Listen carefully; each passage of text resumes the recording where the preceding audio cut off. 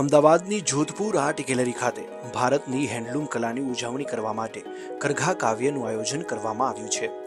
ભારત સરકારના કાપડ મંત્રાલય હેઠળ અમદાવાદના વીવર્સ સર્વિસ સેન્ટર द्वारा 22 થી 28 ફેબ્રુઆરી દરમિયાન આયોજિત હેન્ડલૂમ એક્સપો 2025 કરઘા કાવ્યમાં ભારતભરના 50 થી વધુ પ્રતિભાશાળી હેન્ડલૂમ વણકર અને હસ્તકલા કારીગરો પ્રતિષ્ઠિત Jodhpur art gallery Ahmedabad municipal corporation ખાતે તેમની રચનાઓ પ્રદર્શિત કરશે। જુઓ અમદાવાદથી યોગેશ દવે સાથે રાહુલ વેગડાનો રિપોર્ટ।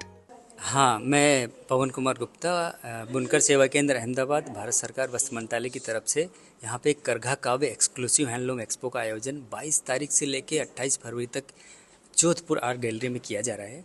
यहाँ पे लगभग 14 राज्यों से अलग अलग क्राफ्ट के हैंडलूम और हैंडीक्राफ्ट के कारीगर आए हुए हैं, जिसमें उत्तर, दक्षिण, पूरब, पश्चिम यानी कि तमिलनाडु से लेके हरियाणा तक, इधर अपने उड़ीसा से लेके गुजरात तक सारे लोग आए हुए हैं।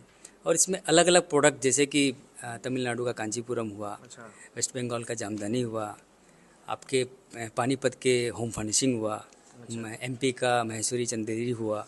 तो इस तरह से अलग अलग प्रोडक्ट यहाँ पे उनको खरीदने को मिलेंगे और सीधा आप कारीगर से ऑथेंटिक प्रोडक्ट खरीद पाएंगे, ऐसा मेरी उम्मीद है। पाटन का पटोला तो गुजरात का है, तो यहाँ पे है भी। जोधपुर आर्ट गैलरी में आसपास एरिया और यहाँ के वाइब्स ऐसे हैं जहाँ पे जैसे आप देख सकते हैं यहाँ पे एक हॉल भी है और ओपन एरिया भी है, तो हमको दोनों एरिया मिल गया जिससे हम अच्छे से अपने प्रोडक्ट्स को एग्जिबिट कर पा रहे हैं और ओपन में भी कुछ फैशन शो और दूसरे वर्कशॉप और लाइव डेमोन्स्ट्रेशन कर। एग्जीबिशन के अलावा हम लोग कल शाम 7 बजे यानी कि 23 तारीख को संडे को शाम 7 बजे फैशन शो का भी एक अरेंजमेंट कर रहे हैं। हाँ, उसके अलावा अलग अलग तरह की वर्कशॉप और प्रिंटिंग का वर्कशॉप हुआ, प्रिंटिंग का डेमोन्स्ट्रेशन हुआ, वीविंग का डेमोन्स्ट्रेशन हुआ और कुछ और वर्कशॉप हम लोग कर रहे हैं।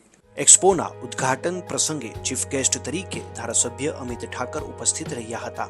આ એક્સપો જે વિવર્સ સર્વિસ સેન્ટરની એક મુખ્ય પહેલ છે, તે વિવિધ કલ્યાણકારી યોજનાઓ દ્વારા અને જનતા સાથે સીધી વાતચીત માટે મહત્વપૂર્ણ પ્લેટફોર્મ બનીને સમગ્ર ભારતમાં હાથશાળ વણકરોને ટેકો આપવાની તેની પ્રતિબદ્ધતા દર્શાવે છે। गुजरात में लगभग 10,000 से ज़्यादा हाथ साल के बुनकर हैं, जिसमें से सबसे ज़्यादा सुरेंद्रनगर डिस्ट्रिक्ट में है जो कि पटोला और टांगलिया का काम करते हैं। उसके बाद कच्छ में है, उसके बाद गुजरात के अलग अलग क्षेत्रों में है। तो गुजरात के बुनकरों की स्थिति दूसरे राज्यों की तुलना में बहुत अच्छी है। प्राप्त कर रहे हैं। जैसा मैंने मार्केटिंग प्लेटफॉर्म का बताया कि यहाँ पे हम लोग उनके TA माल सामान लाने ले जाने का और स्टॉल फ्री प्रोवाइड करवा रहे हैं। उसी तरह और भी अलग अलग स्कीम्स हैं, जैसे कि जो हमारे सरकार है अवार्ड देती है बुनकरों को इनकरेज करने के लिए जी। तो वो अवार्ड मिलने के बाद अगर जो कोई भी बुनकर 60 साल से ज़्यादा हो गया, अच्छा मान लो उनकी उम्र 60 साल से ज़्यादा है और उनकी इनकम कम है, 1 लाख से कम है, तो उनको सरकार 8,000 रुपये महीना एक असिस्टेंस देती है। अच्छा, इसी तरह बुनकरों के बच्चे जो किसी भी टेक्सटाइल से जुड़े हुए संस्थान में पढ़ते हैं उनको 2 लाख रुपये तक का स्कॉलरशिप देती है।